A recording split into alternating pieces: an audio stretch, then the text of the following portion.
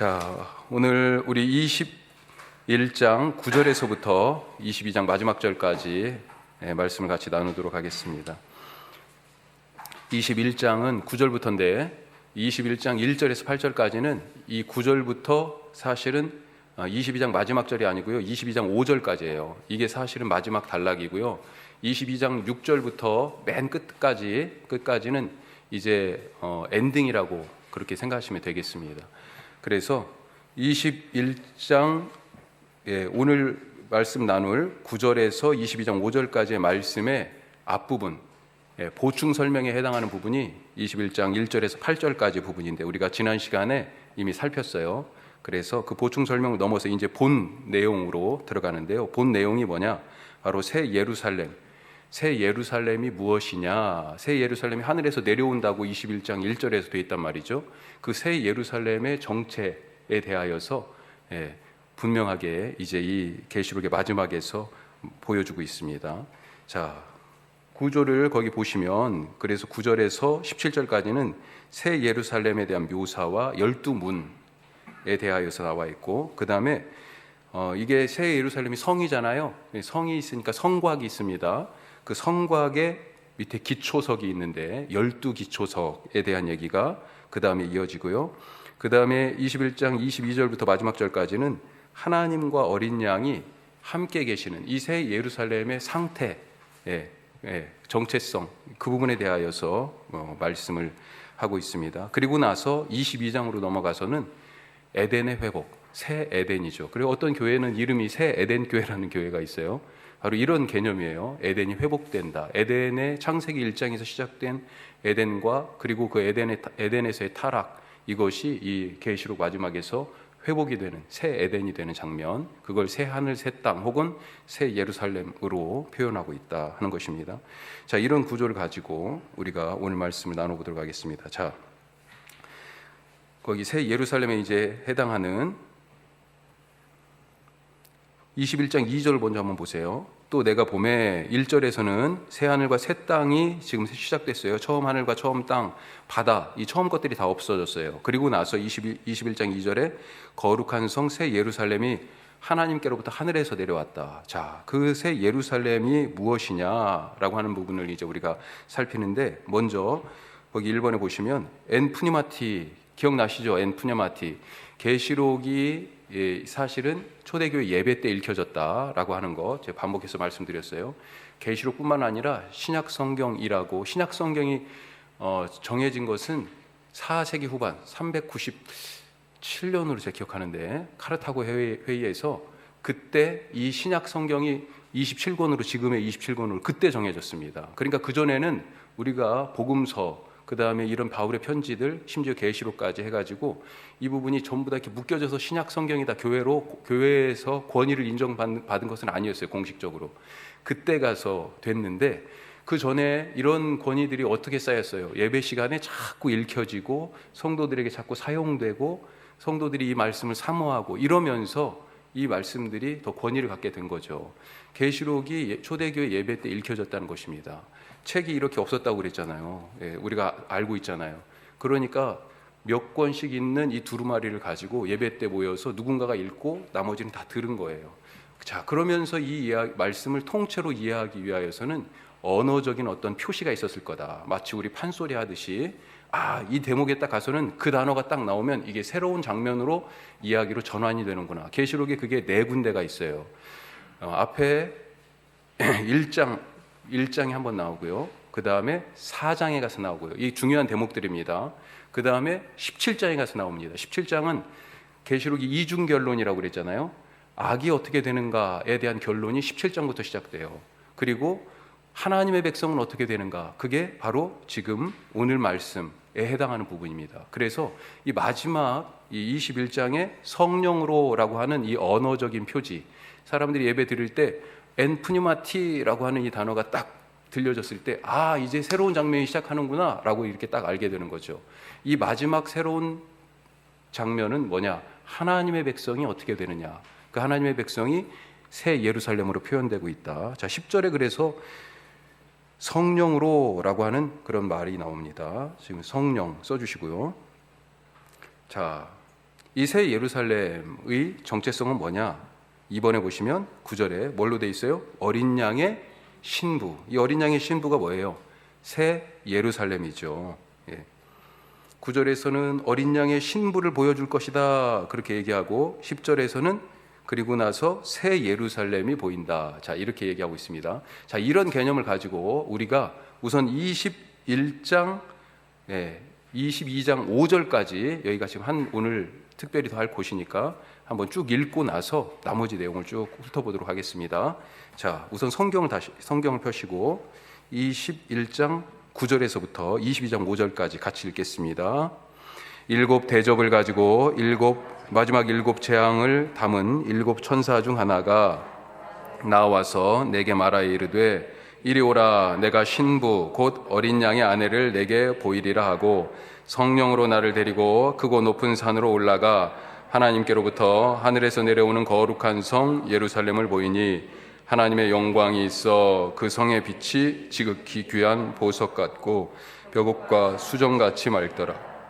크고 높은 성곽이 있고 12문이 있는데 문에 12천사가 있고 그 문들 위에 이름을 썼으니 이스라엘 자손 12지파의 이름들이라. 동쪽의 세 문, 북쪽의 세 문, 남쪽의 세 문, 서쪽의 세 문이니 그 성의 성막에는 12기초석이 있고 그 위에는 어린 양의 12사도의 12 이름이 있더라. 내게 말하는 자가 그 성과 그 문들과 성곽을 측량하려고 금 갈대자를 가졌더라. 그 성은 네모가 반듯하여 길이와 너비가 같은지라. 그 갈대자로 그 성을 측량하니 12,000 스타디온이요 길이와 너비와 높이가 같더라.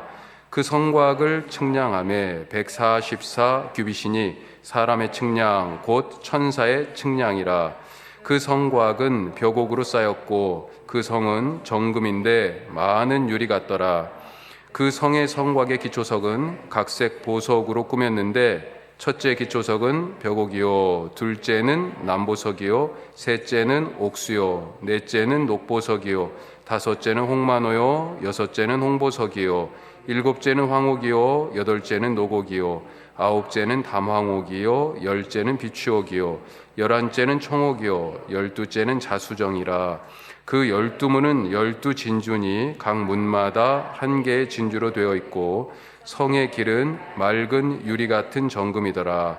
성 안에서 내가 성전을 보지 못하였으니 이는 주 하나님 곧 전능하신 이와 및 어린 양이 그 성전이심이라. 그 성은 해나 달의 비침이 쓸데없으니 이는 하나님의 영광이 비치고 어린 양이 그 등불이 되심이라. 만국이 그 빛 가운데로 다니고 땅의 왕들이 자기 영광을 가지고 그리로 들어가리라. 낮에 성문들을 도무지 닫지 아니하리니 거기에는 밤이 없음이라. 사람들이 만국의 영광과 존귀를 가지고 무엇이든지 속된 것이나 가증한 일 또는 거짓말하는 자는 결코 그리로 들어가지 못하되 오직 어린 양의 생명책에 기록된 자들만 들어가리라. 계속해서요. 또 그가 수정같이 맑은 생명수의 강을 내게 보이니 하나님과 및 보좌로부터 나와서 길 가운데로 흐르더라.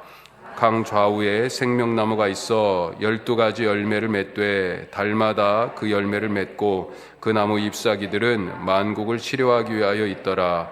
다시 저주가 없으며 하나님과 그 어린 양의 보좌가 그 가운데 있으리니 그의 종들이 그를 섬기며 그의 얼굴을 볼 터이요 그의 이름도 그들의 이마에 있으리라. 다시 밤이 없겠고 등불과 햇빛이 쓸데없으니 이는 주 하나님이 그들에게 비치심이라. 그들이 세세토록 왕노릇 하리로다. 아멘. 자, 여기까지가 우리 계시록의 지금 실질적인 결론이라고 볼 수 있습니다. 자, 우리 어린 양의 신부 새 예루살렘 교회에 대한 2번 말씀. 자, 그리스도의 신부인 교회가 종말에 누릴 그런 복에 대하여서 지금 이것을 지금 우리가 읽은 이 부분이 보여주고 있는데, 이 종말에 회복될 새 예루살렘 그리스도의 신부인 이 교회에 대해서 어떻게 묘사하고 있어요? 두 가지 방식으로 얘기하는데, 하나는 구약의 예언의 말씀을 빌려다가 지금 표현하고 있어요. 이게 갑자기 요한이 그 창의적으로 지금 뭔가를 지금 기술한 게 아닙니다. 구약에 있는 내용들을 지금 많이 갖다 쓴 거예요. 또 한 가지는 그 중에서 어떤 부분들을 가지고 또 묘사를 하고 있어요. 새 예루살렘을 건축적인 요소를 가지고. 예. 그래서 구약의 예언과 어떤 건축의 양식 뭐 이런 방식으로 새 예루살렘을 지금 묘사하고 있어요. 자, 3번. 자, 그래서 이 구체적으로 이제 보면 그래서 이 한 성으로 지금 건축물로 지금 표현하고 있잖아요. 이 교회를 새 예루살렘을 그리스도의 신부를 그렇게 지금 묘사하고 있는데 자, 첫 번째가 뭐예요? 12문에 대해서 얘기하죠. 성곽이 있습니다. 성곽. 자, 12문에 대해서 얘기하는데 12절에 보면 어떻게 되어 있습니까? 높은 성곽이 있고 12문이 있는데 문에는 12천사가 있어요. 천사가. 그리고 문 위에 뭐라고 되어 있습니까? 뭐가 써 있어요? 12지파의 이름이 쓰여 있습니다. 자, 에스겔 48장 말씀 한번 보겠습니다. 화면 한번 보세요. 자, 이렇게 돼 있어요. 이게 그냥 온 게 아니에요. 그 성읍의 문들은 이스라엘 지파들의 이름을 따를 것인데 북쪽으로 문이 셋. 그래서 하나는 르우벤 문, 유다 문, 레위 문. 또 동쪽의 너비는 4,500척. 또한 문이 셋. 하나는 요셉 문, 베냐민 문, 단 문. 넘어갔어요? 그래서 남쪽으로 또 서쪽으로 이렇게 있고 35절에 그 사방 합계가 어떻게 되고요? 그날 후로는 그 성읍의 이름을 뭐라고 불러요? 여호와 삼마. 들어보셨죠? 옛날 주님 내 길 예비하시니 여호와 이레 여호와 라파 여호와 삼마 뭐 이런 거 있었어요. 이런 찬송 요즘은 잘 안 부르지만 여호와 삼마 무슨 뜻일까요? 여호와니까 여호와가 들어가 있으니까 여호와는 들어가고 삼마는 여호와께서 거기 계신다 이런 뜻입니다. 그 성에 이게 에스겔 48장이잖아요. 에스겔 마지막 장입니다. 끝부분이에요. 맨 끝이에요. 저렇게 하고 끝납니다. 에스겔이. 새 예루살렘에 대한 묘사가 이미 에스겔에 나와 있어요. 그리고 하나님이 바로 거기에 계신다라고 이 성읍의 이름을 새 예루살렘이라는 표현이 아니고 여기서는 여호와 삼마 이렇게 표현하고 있습니다. 자, 다시 계시록으로 와서 13절에 보니까 이 성곽에 있는 12문의 위치가 어떻게 됩니까? 13절에 보니까 지금 우리 에스겔 48장 말씀 참고하면서 13절 말씀 보세요. 계시록 21장 13절. 동쪽에 문이 3개, 북쪽에 3개, 남쪽에 3개, 서쪽에 3개. 이미 에스겔에 나왔었죠. 자, 그리고 뭘로 만들어졌어요? 이 문이 21절에 나와 있습니다. 자, 문이 뭘로 만들어졌어요? 진주. 그런데 문 하나가 진주 하나로 만들어졌다 이렇게 돼 있습니다. 진주가 얼마나 하겠어요?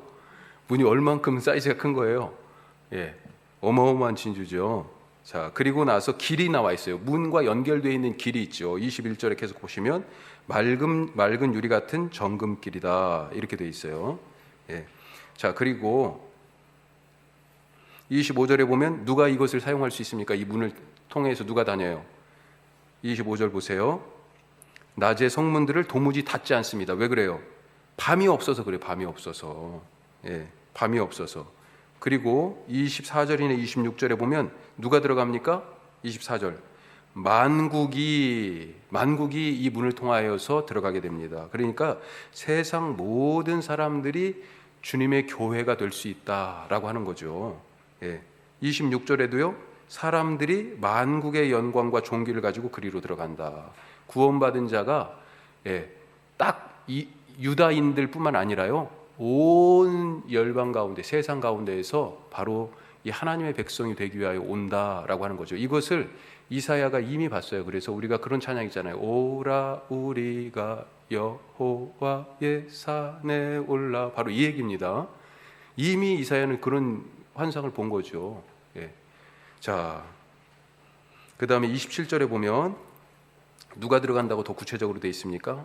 27절 마지막에 오직 어린 양의 생명책에 기록된 자들만 들어가리라. 자, 그렇게 되어 있습니다. 이걸 가지고 우리가 어떻게 이해할 수 있어요? 모두가 들어갈 수 있지만 아무나 들어갈 수는 없는, 이렇게 이해할 수 있겠죠. 그리고 한 가지 이런 점에서 또 생각해 볼 게 있어요. 이게 지금 세상의 끝이잖아요. 그렇죠?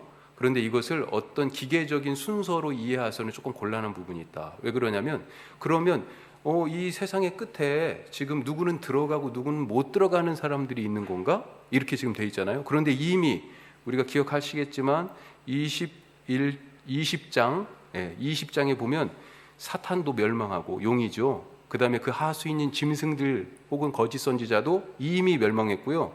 그리고 이 사탄과 짐승, 우상을 섬기던 믿지 않는 자들, 땅에 속한 자들이 이미 불못에 다 던져졌어요. 그런 순서로 따지면 여기 성 밖에 누군가가 있다라고 하는 개념 자체는 성립이 안 되는 거죠. 그러니까 그런 기계적인 순서로 이것을 이해하시면 안 되고, 현실적으로 우리가 이 땅에 살아가고 있지만 하나님의 백성으로 이 하나님의 요새, 이 성 안에 보호받고 하나님과 함께 거하는 교회로서의 모습을 실질적으로 이런 비유로 그리고 있다, 이렇게 생각하시면 되겠어요. 자, 그래서 의미를 살펴보면 이 성곽과 12문의 의미는 구원받은 모든 자가 하나님의 임재에 참여할 똑같은 동등한 권리와 축복을 누린다. 이것에 대하여서 이의를 제기하는 사람들이 누구예요? 소위 말하는 선택받았다라고 하는 선민의식을 가진 유다인들이었잖아요. 동등한 구원의 권리가 아니다, 우리만 배타적인 독점적인 구원의 권리를 갖고 있다, 그래서 이방인들은 구원받지 못해, 이런 생각을 갖고 있죠. 자, 그런 점에서 사실은 이거 조금 많이 나가는 얘기일 수도 있겠지만, 우리가 교회잖아요.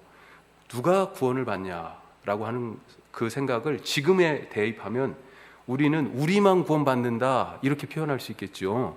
그렇죠. 교회, 당연하게 이 말씀은 맞는 말씀입니다.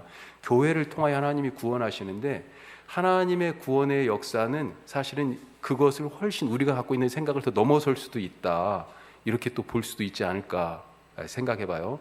자, 나중에 또 이런 부분들은 다시 한번 더 말씀을 나눠보고요. 자, 넘어가세요.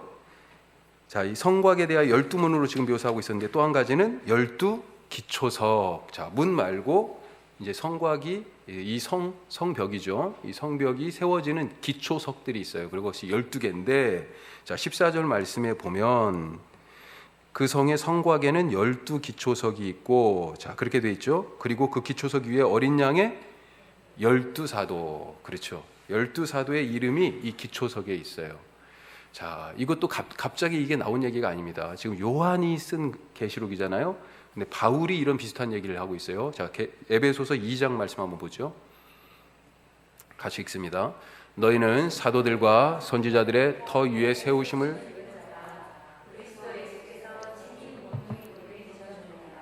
그의 안에서 건물마다 서로 연결하여 주 안에서 성전이 되어가고, 너희도 성령 안에서 하나님이 거하실 처소가 되기 위하여 그리스도 예수 안에서 함께 지어져 가느니라. 이게 바로 교회의 모습이라고 에베소 교회에 얘기했잖아요. 그런데 20절에 보면 사도들과 선지자들의 터 위에, 그렇죠.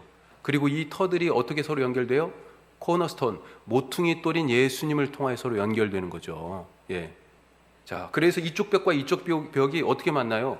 그 밑에 이 코너, 벽이 서로 만나는 이 코너의 아래에 있는 코너스톤, 이 모퉁이 돌인 예수님을 통하여서 다른 기초석들을 바탕으로 해가지고 세워진 이 벽이 서로 연결되고 또 연결되어서 그렇게 그리스도 예수 안에서 함께 지어져 간다. 교회를 그런 모습으로 이미 바울이 묘사하고 있습니다. 자, 12사도의 이름이 바로 그래서 이 성벽의 바탕, 밑에 바탕이 되는 기초석. 자, 어떤 걸로 지어졌습니까? 자, 여기에 보석들이 나와요. 이제 이 성벽의 기초석에 대한 보석들, 19절 20절 말씀 보면 그 성의 성곽의 기초석은 각색 보석으로 꾸며졌다, 그렇게 되어 있습니다. 자, 어떤 보석들이에요? 벽옥, 남보석, 옥수, 녹보석, 홍마노, 뭐 이런 식으로 쭉 되어 있죠. 예, 한번 그걸 보겠습니다. 자, 그런데 여기서 우리가 착각하는 것들이 있어요. 전에도 계속 말씀드렸지만 소위 말하는 내가 본 천국이라는 류의 천국 간증들을 보면, 천국 딱 가니까 아까 길이 뭘로 돼 있어요? 정금길이고, 문은 뭐요? 큰 진주 하나로 만들어져 있고, 그리고 성벽의 기초석이 12개가 있는데 다 각색 보석으로 되어 있더라. 그래가지고 우리 집에 딱 가보니까 또 뭐 어떻게 돼 있고, 누구네 집은 기대하고 갔는데 갔더니 너무 허름하더라. 그래서 나중에 나는 어떤 집에서 살까, 뭐 이런 류의 얘기들 하는데, 죄송한 얘기지만 성경은 지금 이 계시록이 말씀이 그걸 얘기하고 있지 않습니다. 여기에서 이 보석은 어떤 의미일까요? 어떤 의미일까요? 예, 지금 보세요. 이게 지금 12개가 나오는데 저 벽옥이라고 지금 번역된 돌이에요. 벽옥. 그 다음에 남보석. 와우. 보세요. 남보석. 영어로 보니까 사파이어라고 돼 있는 거예요. 지금 번역을 그렇게 돼 있는 한 겁니다. 그 다음에 옥수. 예. 그 다음, 이건 에메랄드네요. 녹보석. 그 다음, 홍마노. 예. 그리고 홍보석. 예. 황옥. 예. 그 다음에 노곡. 예. 그 다음, 담황옥. 이건 가공한 거죠. 토파즈라고. 예. 그 다음에, 비추옥. 그 다음, 청옥. 예. 청옥까지 끝이죠. 하나 더, 자수정. 자, 이렇게 지금 이런 지금 보석들로 지금 만들어진 거예요. 원석도 있고 가공된 것도 있는데 얼마나 화려하고 반짝거리고 진짜 놀랄만 하겠습니까? 가서 딱 요한이 이 장면을 보고 하늘에서 내려온 새 예루살렘의 모습을 보고 입이 딱 벌어졌을 것 같아요. 자, 이것이 그러면 이 보석이라는 것이 어떤 의미인가? 의미를 한번 보시죠. 2절에 이미 나왔습니다. 오늘 말씀 앞에 21장 2절에 자, 2절 한번 보면 같이 읽어봐요. 또 내가 봄에 거룩한 성 새 예루살렘이 하나님께로부터 하늘에서 내려오니 그 준비한 것이 신부가 남편을 위하여 단장한 것 같더라. 이 보석의 의미가 뭐예요? 그러니까 준비하고 내려왔다는 겁니다. 어떤 준비예요? 신랑이신 하나님의 어린 양, 그리스도를 향한 교회의 단장이에요. 단장. 그 단장이 뭐예요? 보석 같다라고 하는 것입니다. 그 내용이 뭡니까? 거기 써 있지만 영광이에요. 또 순결, 영적 순결함. 그리고 그만큼 아름다움. 지금 반짝반짝 빛나잖아요, 보석이. 그래서 영광이라니까요. 불순물이 없잖아요. 퓨어. 그러니까 순결함이에요. 너무 아름답잖아요. 이 교회의 모습이라는 거죠. 그렇게 교회가 그리스도의 신부가 되는 모습으로 보석처럼 단장한다는 것입니다. 자, 이것이 그냥 나온 게 아니고 구약의 배경이 있어요. 세 가지 배경이 있는데, 자, 첫째가 성전 모티브가 있습니다. 자, 성전 모티브를 보면 출애굽기 28장 말씀이 있어요. 한번 보세요. 자, 출애굽기 28장. 자, 이게 28장 7절에서 17절에 20절까지인데 지금 저 제사장이 오십니다. 제사장이 옷을 여러 가지 그 내용들이 있는데 지금 뭐가 있냐면요. 저기 가슴에 보면 보석 보여요? 에봇이라는 이 앞치마 같은 걸 입은 겁니다. 약간 하얀색으로 지금 보이죠? 그게 에봇입니다. 에봇. 자, 원래 그 옷에다가 앞치마 같은 에봇을 입었어요. 그리고 가슴에다가 거기에 더해가지고 보석을 12개를 딱 단, 그걸 흉패, 가슴에 달았으니까 흉패죠. 이 판결 흉패라고 합니다. 그것을, 보석이 달린 것을. 그 속에 우림과 둠밈이라는 것도 들어가 있어요. 근데 겉에는 뭐가 있어요? 보석이 있습니다. 12보석. 이 12보석에는 12지파의 이름이 쓰여 있어요. 12지파들이 이렇게 보석과 같다는 것입니다. 보석과 같아요. 제사장의 옷에 이미 이 보석이 있어요. 근데 그 보석의 이름이 이 계시록의 말씀과 조금 차이가 있어요. 자, 또 한 가지 에덴 모티브가 있습니다. 갑자기 그러니까 이 새 예루살렘을 이렇게 요한이 창의적으로 표현한 게 아니고요. 구약에 이미 이런 이야기들이 있어요. 자, 에덴 모티브를 한번 보면 뭐라고 돼 있어요? 에스겔 28장 말씀. 자, 같이 보세요. 이건 두로에 대한 심판을 얘기할 때 그렇습니다. 두로는 이스라엘 지금 북쪽에 있는 이방 나라죠. 사실은 두로 왕 히람이 솔로몬이 성전을 지을 때 그때 백향목을 제공했어요. 그러니까 거기는 이미 그 아름드린 나무로 유명한 데예요. 그런데 이 두로에게도 또 이 두로뿐만 아니라 여러 이방 나라들에게도 이사야 같은 경우 보면 심판을 선언하는데 하나님께서 다 너희가 나를 반역해서 이런 표현들로 쓰시거든요. 두로에 대해 말할 때 그렇게 말하십니다.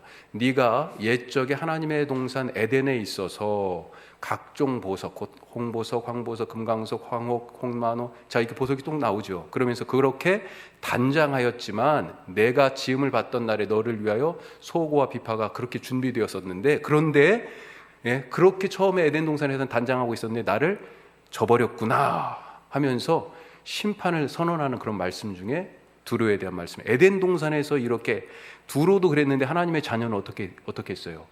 정말 더 보석과 같은 모습으로 하나님께서 삼아 주셨었다라고 우리가 볼 수 있죠. 또 한 가지는 이사야서에 나오는 말씀이에요. 여기에 새 예루살렘에 대한 말씀이 나옵니다. 이사야 54장 말씀. 자, 같이 한번 보죠. 이 앞부분이 사실 이제 더 다 앞뒷부분이 있는데 이 이사야 말씀은 새 예루살렘에 대한 말씀이에요. 그 새 예루살렘을 뭐라고 얘기하냐?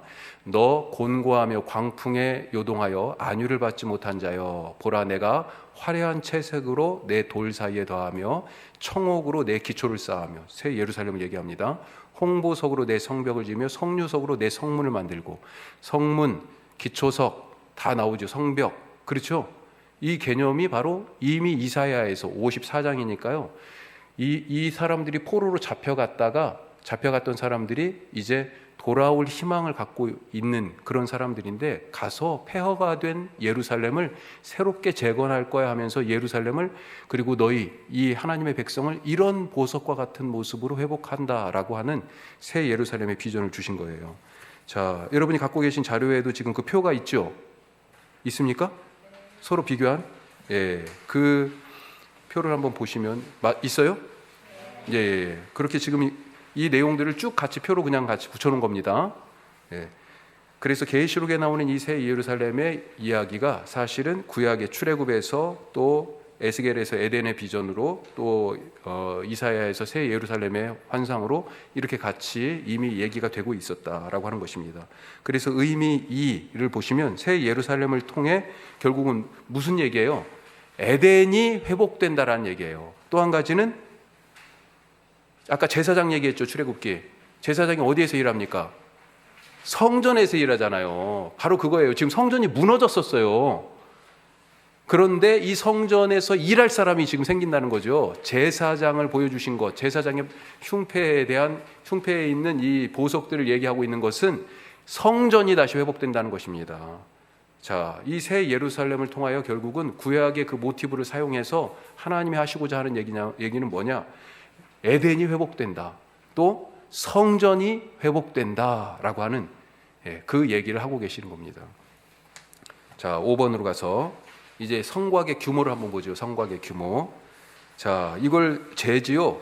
재봅니다. 15절에 금 갈대자로 재고, 천사들이 사람이 사용하는 자를 가지고, 사람의 측량, 천사의 측량 나오죠.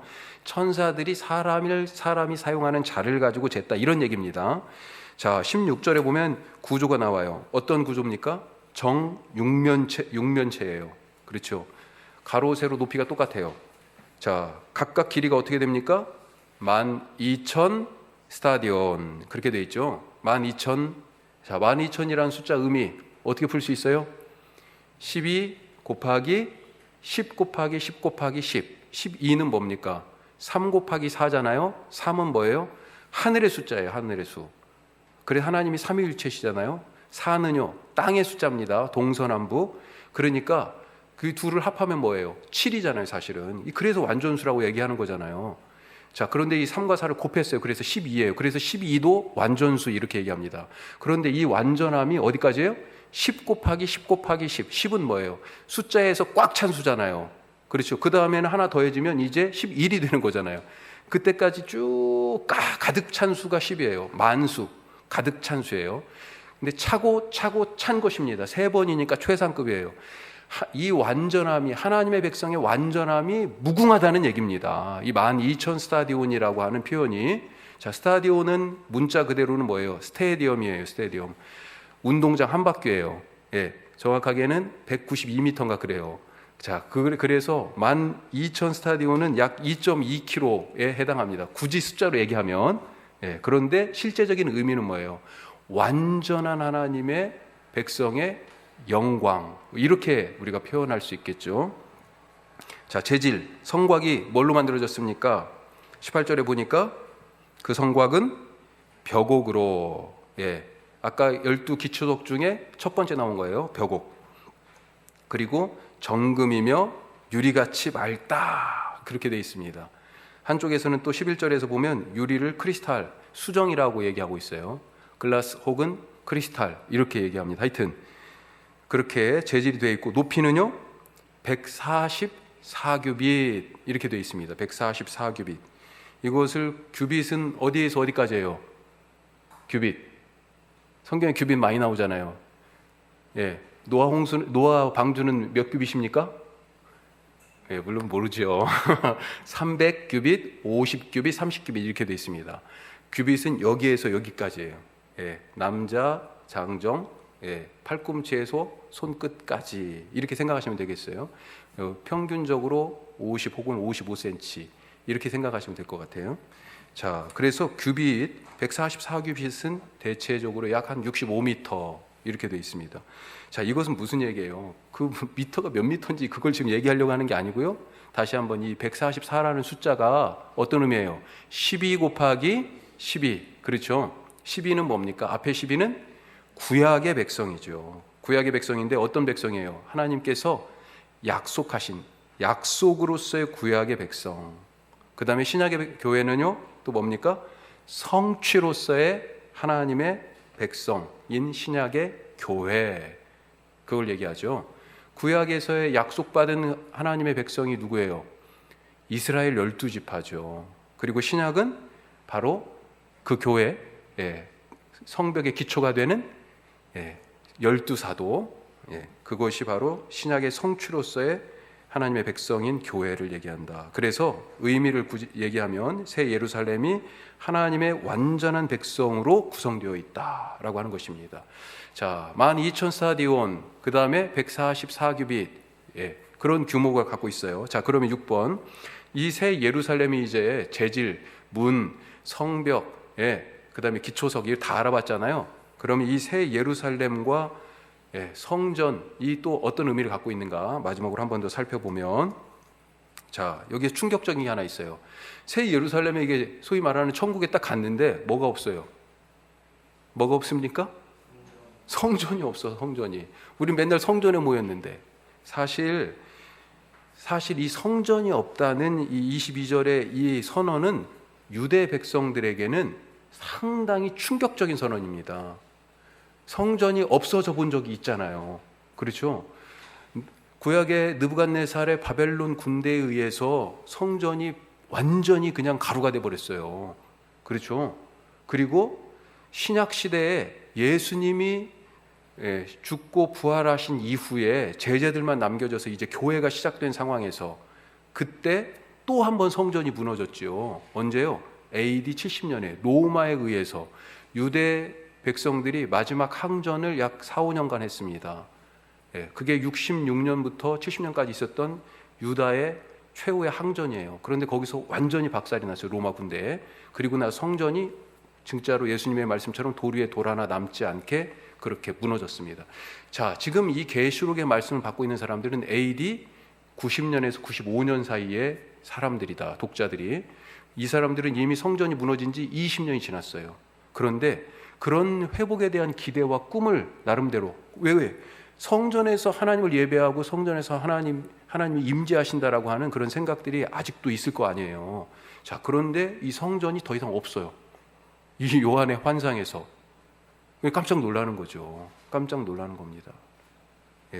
사실은 이 성전 파괴를 경험한 유대인들에게는 이 성전이 없다는 얘기가 받아들이기 좀 쉽지 않은 얘기예요. 자, 그런 충격이 있어요. 자, 그런데 진실은 뭡니까? 하나님이 임재하시는 그 성전이 없다. 이게 무슨 얘기야? 지금 이렇게 충격을 딱 받았는데 성전이 없는 이유가 있어요. 그 진실이 뭡니까? 22절 우리 같이 한번 다시 읽어보겠습니다. 성 안에서 내가 성전을 보지 못하였으니 이는 주 하나님 곧 전능하신 이와 및 어린 양이 그 성전이심이라. 아멘.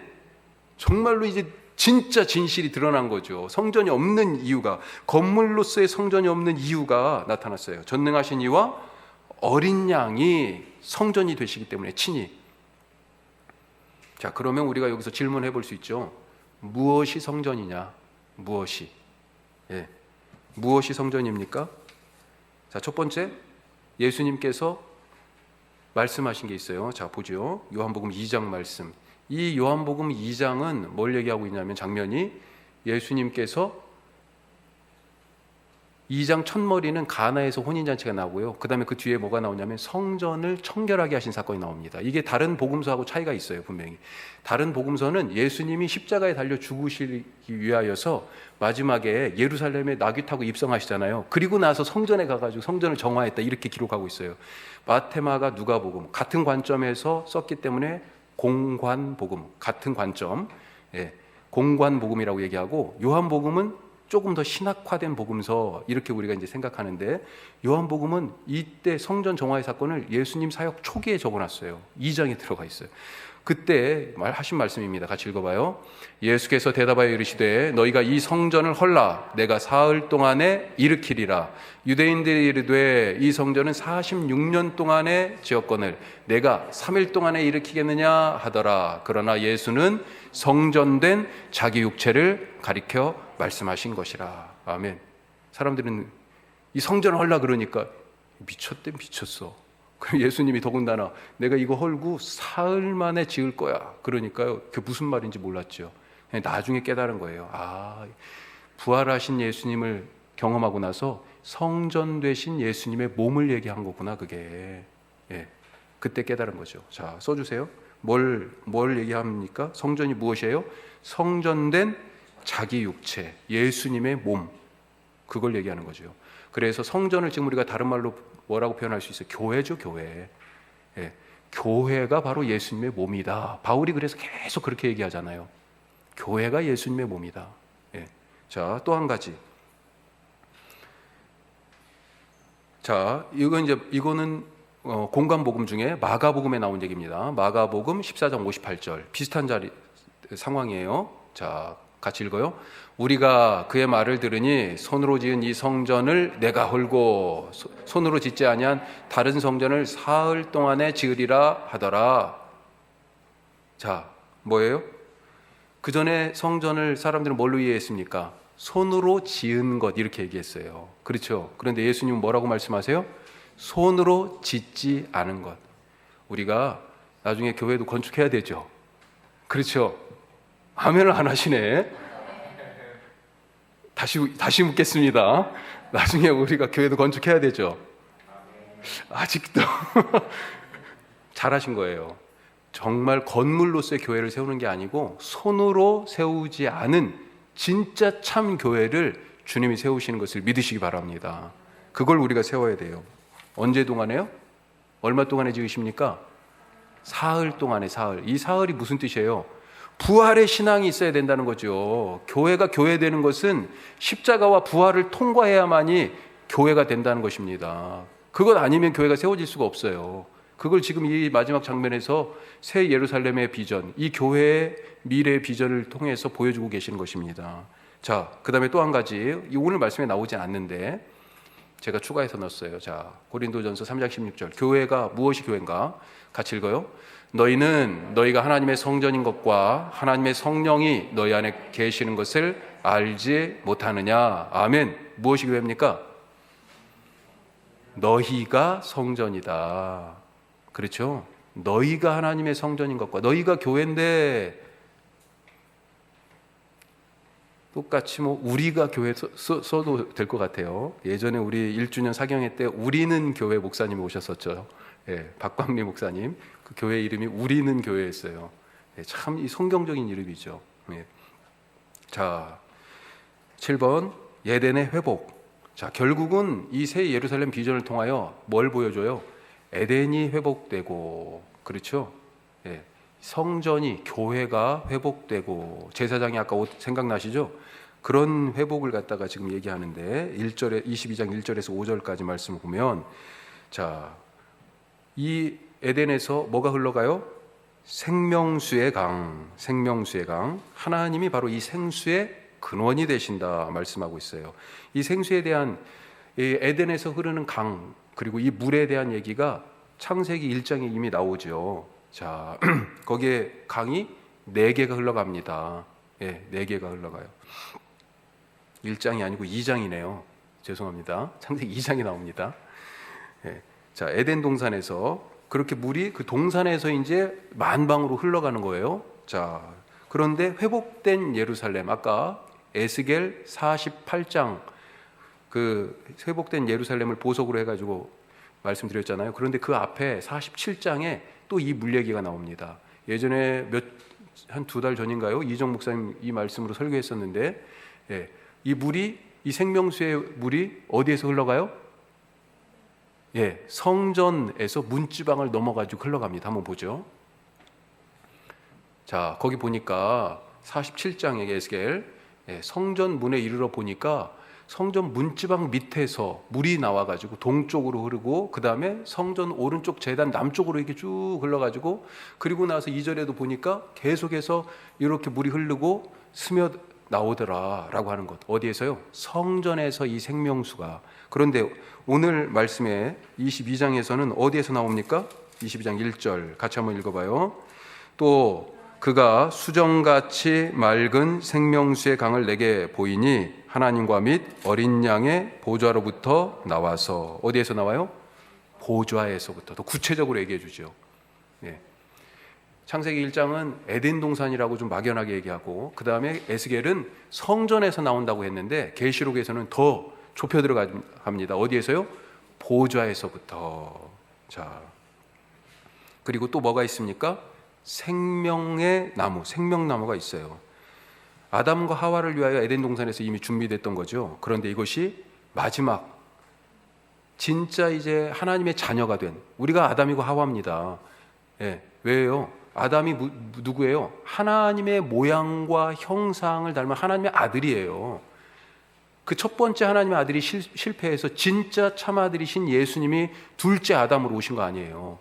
그건 뭐예요? 다 우리를 양자 삼기 위하여서. 그래서 우리가 하와도 되고 아담도 되는 거예요. 원래 하나님이 만드신 그런 사람들, 어떻게 만들어졌어요? 그리스도 예수 안에서 새로운 피조물로 만들어진 거예요. 예. 자, 그래서 첫 번째 사람들에게 주어졌던 그 첫 번째 하나님의 자녀들에게 주셨던 이 생명나무의 축복이 이제 마지막 교회를 통하여 하나님의 자녀가 된 우리들에게 준비되고 주신다라고 하는 것입니다. 자, 그러면서 마지막에 또 하나님의 얼굴에 대한 얘기가 나오죠. 하나님의 얼굴, 4절 말씀 보세요. 자, 그의 얼굴을 볼 터이니 그리고 그의 이름도 그들의 이마에 있으리라. 자, 이마에 인치심을 받은 것은 이미 그 전에 있었어요. 예, 하나님의 이름이 거기에 써 있습니다. 제사장들이 관을 쓰는데 거기 이마에 뭐가 써 있냐면 여호와께 성결이라고 글씨가 써 있습니다. 예, 그런 것처럼 그리스도의 이름이 이제 여기에 하나님과 그리스도의 이름이 써 있는 거죠. 자, 그런데 이제는 이 사람들이요 하나님의 얼굴을 보게 된다 이렇게 얘기하고 있어요.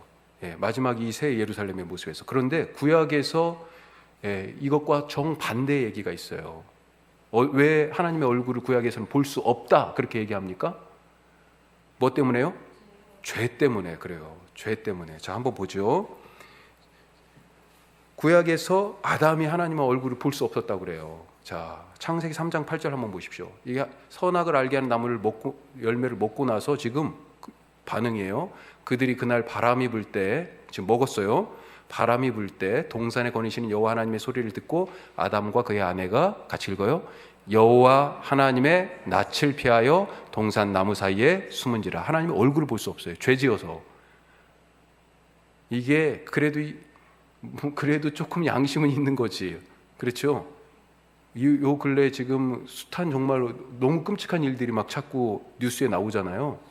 어제 그 누군가 정말 그 끔찍한 일을 저지른 막 기자들 카메라를 발로 차고 그러더라고요.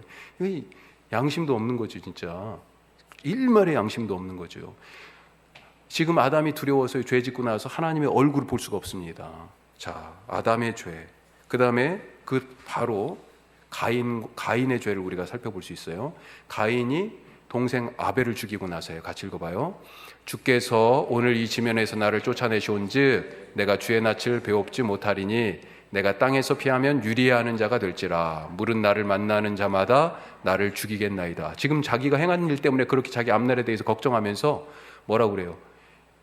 나를 여기서 쫓아내시면 내가 주님의 얼굴을 뵐 수 없을 거예요. 거기에 대해서 지금 걱정하고 있어요. 죄 지은 사람 하나님의 얼굴을 볼 수가 없습니다. 그게 그런 생각이 어디로 가요? 모세에게까지 이어집니다. 자, 출애굽기 33장 말씀 같이 한번 읽어요. 또 이르시되 내가 내 얼굴을 보지 못하리니 나를 보고 살 자가 없음이니라. 그래서 구약적인 생각은 뭐냐면 하나님의 얼굴을 보면 죽는다 했어요. 왜?